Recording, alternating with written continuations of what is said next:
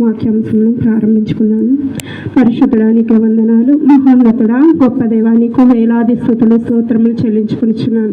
అయ్యా, ఇంతవరకు నీ ప్రణాళికలో అయ్యా నీ సన్నిధిలో మమ్మల్ని ఉంచి అయ్యా ఇదిగో మనల్ని బలపరిచి నడిపించిన దైవమా నీకు వందనాలు చెల్లించుకునిచున్నాను. అయ్యా ఇదిగో నన్ను ఎంతమంది అయితే నీ వాక్కును వినాలని ఆశ కలిగి ఉన్నారో ప్రభా, ఆశగని ప్రతి ఒక్క ప్రాణమును తృప్తిపరిచేవాడము నీవే ప్రభా. అయ్యా ఇదిగో నీ వాక్కు ద్వారా అయ్యా ఇదిగో ఇక్కడ ఏకీభవించిన ప్రతి ఒక్క బిడ్డతోనూ నీ స్వరము వినిచున్న ప్రతి ఒక్క బిడ్డతోనూ మీరు మాట్లాడమని అడుగుచున్నాను. అయ్యా ఇక్కడ నిలబడేది బోధించేది నేను కాదు కానీ పరిశుద్ధాత్ముడా, ప్రతి ఒక్క హృదయమును అంతరంగ లోతులను ఎరిగి ఉన్నవాడవు. అయ్యా ఇదిగో ప్రతి ఒక్క హృదయముతోనూ ప్రభువా మీరే మాట్లాడమని మా ప్రభువు రక్షకుడైన యేసు నామములో అడిగి వేడుకుంటున్నాం మా పరమ తండ్రి. ఆమేన్. కీర్తన 119వ కీర్తనని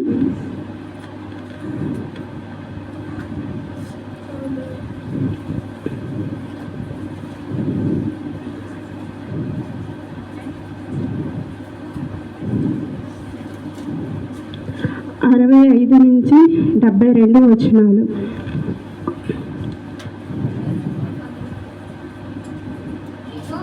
యెహోవా నీ మాట చొప్పున నీ సేవకునికి నీవు మేలు చేసి ఉన్నావు.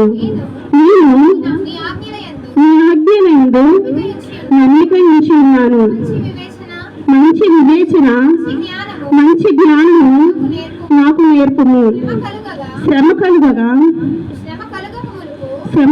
మునుపు నేను త్రోవ విడిచి తిని ఇప్పుడు నీ వాక్యమును అనుసరించి నడుచుకొనుచున్నావు. నీవు దయాళుడవై మేలు చేయుచున్నావు. నీ కట్టడలను నాకు బోధింపుము. గర్విష్ఠులు నా మీద అబద్ధము కల్పించుదురు. అయితే పూర్ణ హృదయముతో నేను నీ ఉపదేశములను అనుసరిస్తును. వారి హృదయము కొవ్వు వలె మందముగా ఉన్నది. నేను నీ ధర్మశాస్త్రమును బట్టి ఆనందించుచున్నాను. నేను నీ కట్టడాలను నేర్చుకున్నట్లు శ్రమనంది ఉండుట నాకు మేలాయను. వేల కొలది వెండి బంగారు నాణముల కంటే నీవిచ్చిన ధర్మశాస్త్రము నాకు మేలు. హల్లెలూయా. చూసినట్లయితే దావీదు ఒక జీవితం నుంచి మనకి అనేక అంశాలు ఇప్పటి వరకు మనం మాట్లాడుకుంటా ఉన్నాయి. ఇక్కడ చూసినట్లయితే 65 నుంచి 72 వచనాలు కూడా ఇక్కడ దావీదు అక్కడ ఎదుర్కొంటున్న శ్రమను బట్టి మాట్లాడుతూ ఉన్నాడు. తన మీద పడినటువంటి నిందల గురించి, ఆ యొక్క అబద్ధాలను గురించి ఇక్కడ మాట్లాడుతూ ఉన్నాడు. ఇక్కడ దావీదు పడిన యొక్క బాధల నుంచి మనం కొన్ని అంశాలను ఈ దినం నేర్చుకున్నాం. ఇక్కడ చూసినట్లయితే దావీదు అక్కడ బాధపడుతూ ఉన్నాడు. ఎందుకు బాధపడుతున్నాడు అంటే తన పరిస్థితి బాగా ఉన్నప్పుడు, చక్కగా ఉన్నప్పుడు నీ ఆజ్ఞలను మీరి బయటకు వెళ్ళానయ్యా, దాన్ని బట్టి నేను ఇక్కడ నేను చింతిస్తున్నాను. మీదట ఇటువంటి పొరపాటు చేయకుండా నీతో గడిపే సమయము నీ వాక్యం ముందు పెట్టుకొని నడిచే భాగ్యము నాకు ఇవ్వని ఇక్కడ అక్కడ చూసినట్లయితే దావీదు మనతో మాట్లాడుతూ ఉన్నాడు. ఇక్కడ ఎందుకు బాధలు వచ్చినాయి అంటే మనకు జీవితాల్లో చూసినట్లయితే చాలా మంది చేసే ఒక తప్పు ఏంటంటే వారి పరిస్థితులు బాగున్నప్పుడు చక్కగా లోకం వైపు చూస్తూ ఉంటారు. లోకము పచ్చగా కనబడుతూ ఉంటుంది, ఎంతో రమణీయంగా కనబడుతూ ఉంటుంది. దాంట్లోకి వెళ్ళిన తర్వాత అసలు రుచి ఏంటో తెలుస్తూ ఉంటుంది.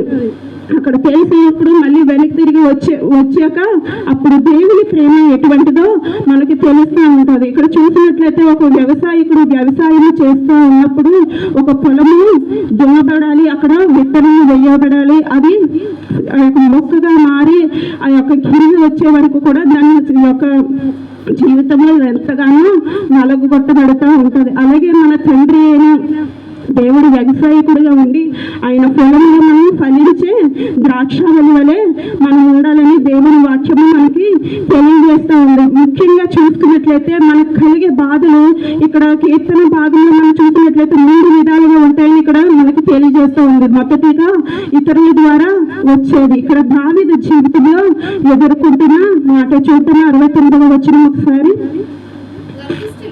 గర్విష్ఠులు నా మీద అబద్ధము కల్పించదరు, అయితే పూర్ణ హృదయంతో నేను ఈ ఉపదేశములను అనుసరించను. చాలా ఇక్కడ చూసినట్లయితే పూర్ణ హృదయంతో నీ ఉపదేశములను నేను అనుసరించను. సగం బాధ లోపలించుకొని సగం లేదు కానీ తనకున్న బాధనంతా అక్కడ దేవునితో చెప్పుకొని పూర్తిగా దేవునికి లోబడిపోయి నేను నీతో ఉంటానని ఇక్కడ దేవునికి లోపడుతున్నట్లు మనం చూస్తూ ఉన్నాం. ఇక్కడ చూసినట్లయితే అతని బాధను బట్టి కృంగిపోలేదు, అతని బాధను వేరొకరి దగ్గరికి వెళ్ళి చెప్పుకోలేదు. కానీ మనుషుల దగ్గరికి వెళ్ళి వాళ్ళు నన్ను ఎలా నేను చెయ్యని తప్పుకి నా మీద నిందలు వేస్తున్నారు, అబండాలు వేస్తున్నారు, ఇప్పుడు నేను ఏం చేయాలని వేరే వాళ్ళ దగ్గరికి వెళ్ళి సలహా అడగలేదు దావీదు. అక్కడ అతను చేసిన క్రియలను బట్టే ఇది వచ్చిందని అక్కడ అతను గ్రహించి అక్కడ దేవునికి వేడుకుంటూ ఉన్నాడు. దేవుని వాక్యంలో ఎలా నిలబడాలి, ఎలా నేర్చుకోవాలని అతను మనకి తెలియజేస్తా ఉన్నాడు. ఇక్కడ చూసినట్లయితే 119 కీర్తన 50 వచనంలో అంటాడు, నీ వాక్యము నన్ను బ్రతికించి ఉన్నది, నా బాధలో ఇదే నాకు నెమ్మది కలిగజేయుచున్నది. అతను ఎక్కడ నెమ్మది ఎదుగుతున్నాడంటే లోకానుసారంగా నెమ్మది ఎదగట్లేదు, కానీ నిత్య జీవము అయిన ఆయన వాక్యములో ఆయన నెమ్మదిని వెతుక్కుంటూ ఉన్నాడు. ఆయన ఈ లోకస్తులో ఉన్నటువంటి స్నేహితులు, మన తల్లిదండ్రులు, కుటుంబ సభ్యులు ప్రాణంగా ప్రేమించి వారందరూ విడిచిపెట్టొచ్చేమో, కానీ ఆయన వాక్యము నన్ను సృష్టించిన సృష్టికర్త ఎప్పటికీ విడిచిపోడని దేవుని వాక్యము మనకి తెలియజేస్తూ ఉంది. రెండవదిగా చూసినట్లయితే మన క్రియల ద్వారా వచ్చే బాధలు. ఇక్కడ చూసినట్లయితే దేవుని పరిశుద్ధ గ్రంథంలో రూతును మనం చూసినట్లయితే రూతు గ్రంథం ఒకసారి తీద్దాము.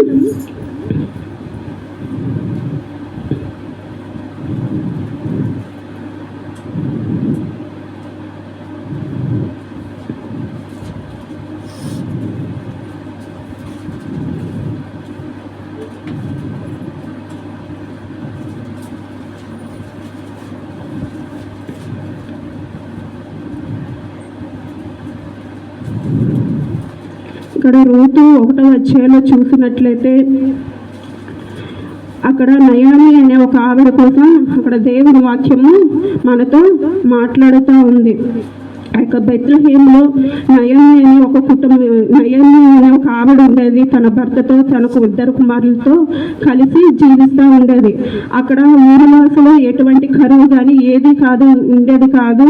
బెత్లెహేము అంటే అదొక రొట్టెల గృహంగా కూడా మనం అనేక సార్లు ధ్యానించుకుంటూ ఉన్నాం. అటువంటి స్థితిలో ఉన్న నయామి ఒక దేశంలో అక్కడ కరువు వచ్చినట్లుగా మనం పరిశుద్ధ గ్రంథం అనేక సార్లు ధ్యానించుకున్నాం. అక్కడ న్యాయాధిపతులు పరిపాలన చేసే దినంలో అక్కడ భయంకరమైన కరువు వచ్చినట్లుగా పరిశుద్ధ గ్రంథము మనతో మాట్లాడుతూ ఉంది. ఎందుకు కరువు వచ్చింది అంటే అక్కడ న్యాయాధిపతులు పరిపాలించే పాలనలో అక్కడ ఉన్న ఇశ్రాయేలు ప్రజలు వాళ్ళకి ఇష్టానుసారంగా వచ్చినట్టు దేవుని ఆజ్ఞలను మీరి భయంకరమైన విగ్రహారాధనలో వారు క్రూరుకుపోవడం ద్వారా దేవుని చిత్తంగా నడుచుకోకపోవడం ద్వారా యొక్క ప్రాంతంలో బెత్లెహేములో అక్కడ భయంకరమైన కరువు వచ్చినట్లు ఇక్కడ రూతు గ్రంథం అంతా కూడా మనకి తెలియజేస్తూ ఉంది. ఇక్కడ రూతు ఆశీర్వదింపబడిన ఆ యొక్క దేశమును వదిలిపెట్టి ఒక శాపగ్రస్తమైన ప్రదేశంకు మోయాబు దేశంకు వలస వెళ్ళినట్లు అక్కడ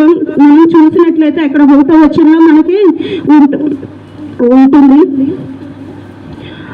అక్కడ ఆ యొక్క దేశము యొక్క వలస వెళ్ళిపోయి అక్కడ 10 సంవత్సరాలు అక్కడ ఉండినప్పటికీ తనకున్న సర్వస్వం ఎప్పుడైతే దేవుని వదిలిపెట్టి వెళ్ళిపోయిందో తనకున్నటువంటిది అంతా కూడా తీసుకొని అన్యుల దేశం ఎప్పుడైతే వెళ్ళిపోయిందో తనకున్న సర్వస్వం మొత్తం కూడా అక్కడ నయాన్ని కోల్పోయినట్లు చూస్తాము. అక్కడ సర్వస్వం కోల్పోయాక మళ్ళీ తిరిగి బెత్లెహేములోని సమృద్ధి కలుగుతుందని యొక్క వార్తను విని ఆహారం దొరుకుతుందని తను తిరిగి రావాలనుకునేటప్పటికే తనకున్న సర్వస్వం తన భర్త తన 2 కుమారులు కోల్పోయారు.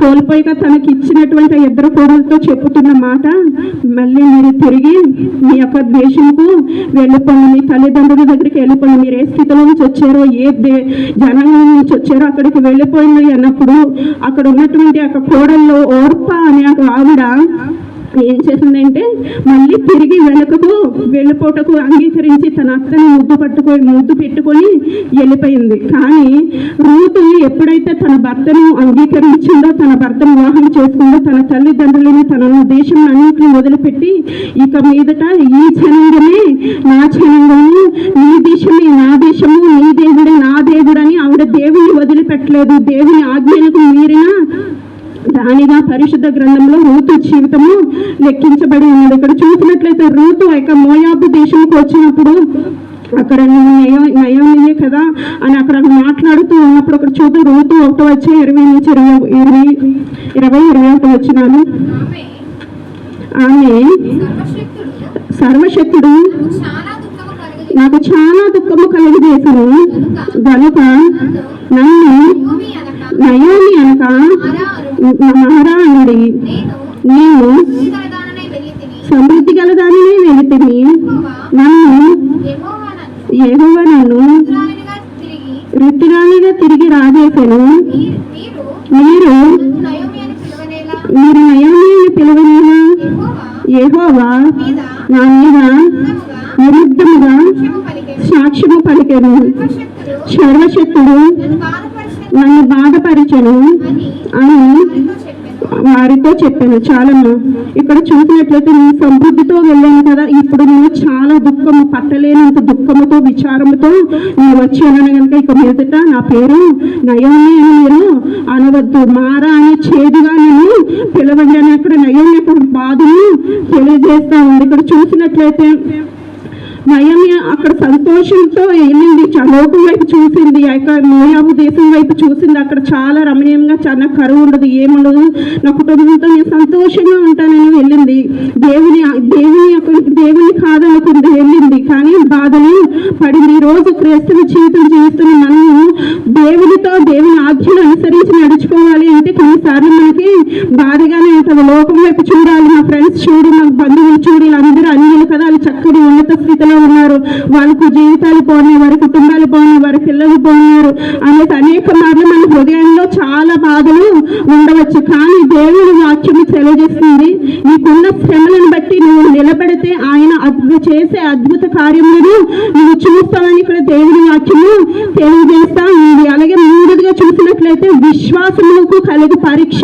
మన బాధల్లో కలిగించే 3 అంశాలు ఏంటంటే ఇతరుల ద్వారా వచ్చే బాధలు, అలాగే మన పితరులు చేసే వారి చేసిన క్రియల ద్వారా మనకు వచ్చే బాధలు. ఇక్కడ చూసినట్లయితే నయాన్ని చేయకపోవచ్చు కానీ తనకు ఉన్న అక్కడ జనాంగము, బంధువులు, తన పితరులు అందరూ కూడా అక్కడ విగ్రహారాధనలో పాల్గొనవచ్చు. దాన్ని బట్టి అక్కడ నయాన్ని ఎదుర్కొన్నది ఏంటంటే తనకున్న సర్వస్వము కోల్పోయింది విగ్రహారాధన చేయటం ద్వారా.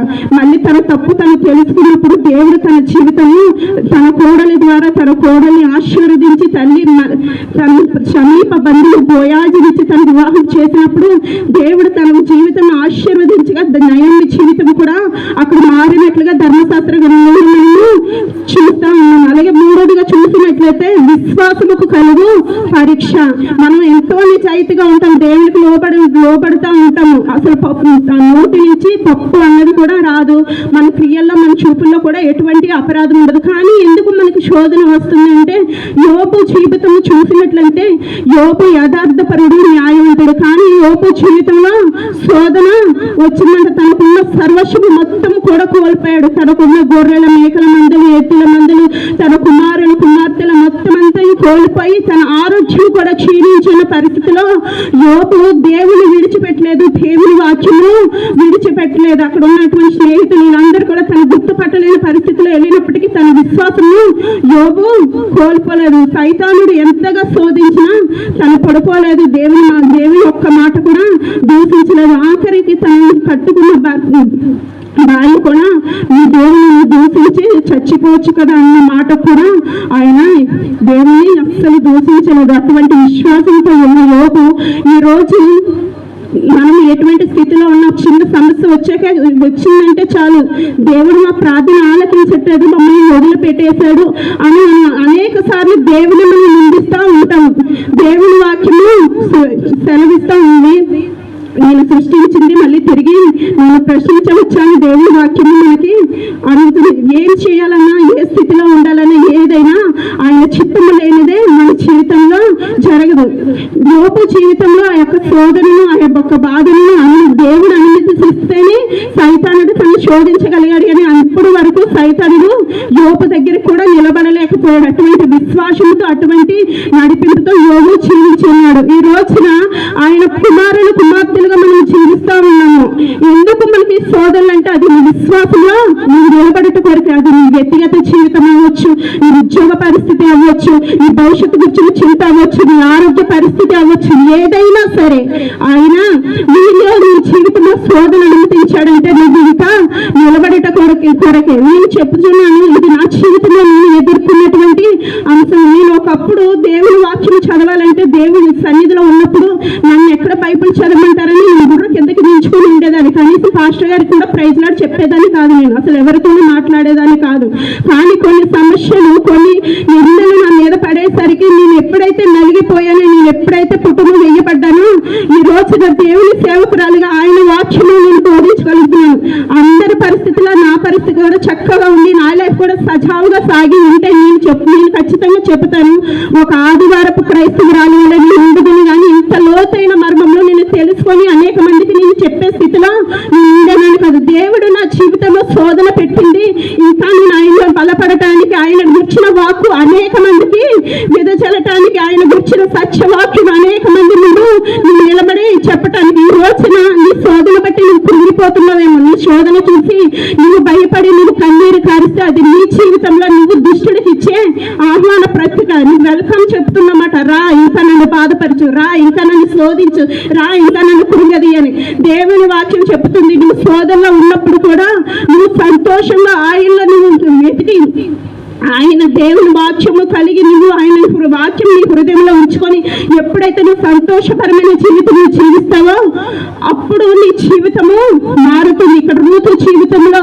దావీదు జీవితంలో, యోబు జీవితంలో చూసినట్లయితే ఈ ముగ్గురు కూడా సమస్యలను భరించే ఉన్నారు. కానీ ఈ ముగ్గురు కూడా దేవుని వాక్యము వదిలిపెట్టలేదు. దేవుని వాక్యములో విశ్వాసంలో స్థిరముగా ఉన్నారని దేవుని వాక్యము మనకి తెలియజేస్తా ఉంది. అలాగే మన బాధల్లో, మన చింతలో, మన వేదనలో కూడా దేవుని వదిలిపెట్టకుండా ఆయన వాక్యంను పట్టుకొని ఎప్పుడైతే ఆయన సన్నిధిలో మొర పెడతా ఉంటామో ఆయన జీవితంలో రెండింతల ఆశీర్వాదము కలగ చేయవాడు, ఉన్నత స్థితిలో నిలిచినాడు. దేవునికి చిన్న వాక్యం దీవించిన దాకా.